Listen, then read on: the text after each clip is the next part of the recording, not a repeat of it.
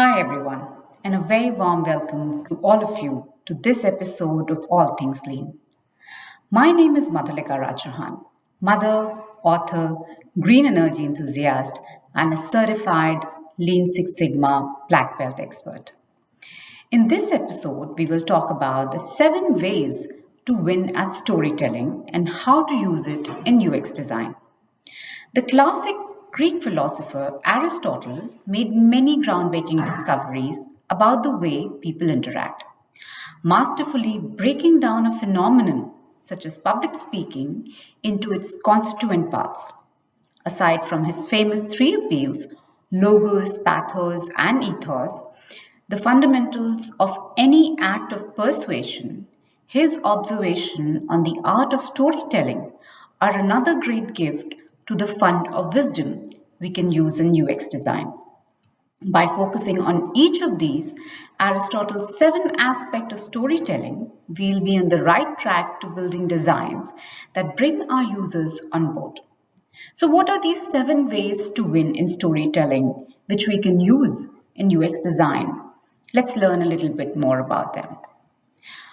How do we, as UX designers, plug Aristotle's three appeals, the logos, the fact of an argument, pathos, the emotional dimension of an argument, and ethos, are appearing as good natured experts into our designs? Well, first, let's remember that we speak through our designs. The user's experience flows across many moments as opposed to being restricted to a single point in time. Therefore, in order to appeal to them, we use a technique called storytelling. Aristotle's essay Poetics outlines the part of good storytelling, and it was a formula for writing classical Greek tragedies. Like authors or artists, we can take this timeless and universally valid framework and adapt it to suit UX design. So we have plot, character, theme, diction, melody, decor, and lastly, the spectacle. A typical plot tells the change in a character's fortune, from bad to good or good to bad. It's the basic story time, such as a retired graphic designer wants to modernize skill sets, goes to college, and has some difficulties, but it succeeds at the end. In UX design, we define the plot at the start of our project to keep a clear vision through the process. A good plot will help the other elements fall into place. For example, if we were designing a site for a company that offered high end landscaping, we might have this scenario to consider. Rick wants to add some trees to his back garden, but he doesn't know which are best or which will do well in his soil type and climate. So we have made our website in such a way that he'd find the best trees to plant in his garden and would buy the ones that can survive and thrive in his part of the country. Here, we combine the goals of the interactive product with the path to take our users there. Plot accounts for a good part of what goes into what we design. However, it is still only a skeleton. We need a lot more. Next, we look at the characters in the UX design. Here, we define our target audience because our users are most of what characters is all about. Although the brand image of our company is another consideration because that character will interact with users too. So, in our landscaping company, we understand that our users or characters are people like Rick who live in suburban settings, have some expendable income, and are fond of trees. From their point of view, they see the image we convey in our logo. For example, Trevor's terrific trees, showing the image of the founders carefully planting and pruning a young tree. They'll see the founder Trevor on the side too. Now that we have established a plot and characters, we can move on to theme. Theme can be tricky. It's here where we have to differentiate our company from competitors. Yet, to establish trust with users, we have to make our design conform to the standard of our industry. So, with the same plot and characters as our competitors in this space, we need to create a concept that appeals to users over what our competitors have. In our landscaping company, we could focus on the beauty of, say, a bamboo or palm tree, and even use the green background to make a call to action button stand out. We want users to enter the ideal garden that we are creating for them, making it so real that they enjoy being there, as if it were a real garden. We can give them ideas for their own garden in the process. Diction is the fourth consideration. It is how our site talks to the users, that is, formally or informally. That tone will greatly influence how users perceive our design.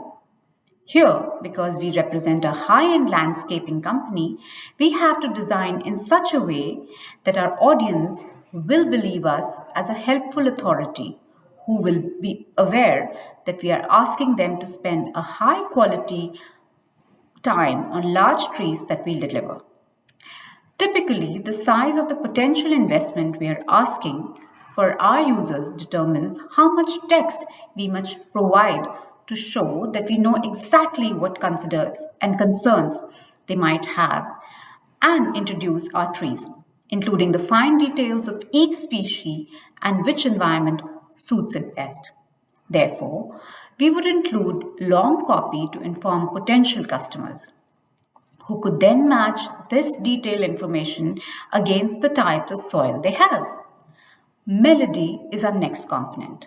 It's the total set of design patterns and is the logical base that users will recognize. Because we've based our design on the industry standard, we will have our buttons, that is, example, the tree compatibility or know your soil in this kind of a website, set out in a way that users expect. Now, they might have visited many websites before landing on ours to compare prices, service terms, and feedback. From there, they can immediately understand the layout and interact accordingly. Decor is purely graphic design. It places emphasis on the setting that we've already established. This is how we show our UX design. In the case of our landscaping company, we can select the decor from many options. Here we can determine whether we want a modern or a classic look, or a simple or a detailed look. Because Trevor's terrific trees offer a wide range of possibilities from cold climate conifers to warm climate palms, our users will have many options to explore for their garden ideas.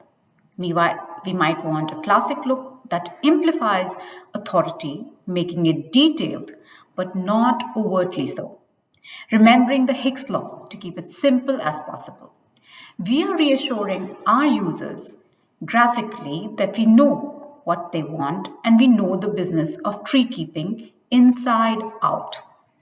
Lastly, we leave our users with the spectacle of our designs.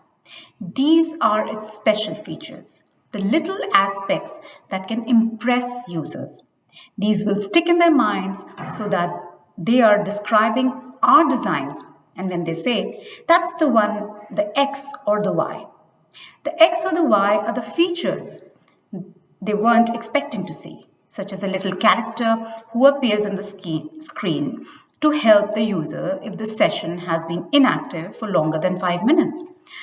In our landscaping company, we could have a feature where we let users create a drawing space. If our user Rick had a garden that was 9 meters wide and 6 meters long, he could use his mouse to tap on which tree he would like to place where in his garden. If he puts them too close together, we could show the latest tree walking off the screen, including a caption, "Sorry, there is not enough space there for the tree to grow."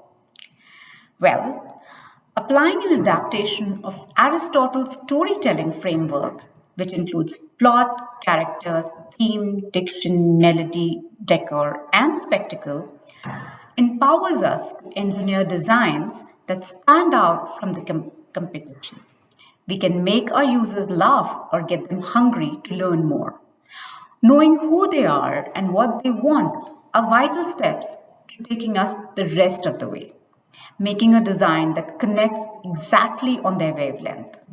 Above all, we want them to have a good UX, follow through on a call to action, and remember us, being loyal and telling their friends. Hopefully, you'll be able to use this knowledge we shared today on storytelling to better your designs. With this, we come to an end to this edition of All Things Lean. Don't forget to like and subscribe and comment in the comment box on what you'd like to hear more. Until next time, this is your host, Madhulika Rajahan, signing off. Have a wonderful day ahead.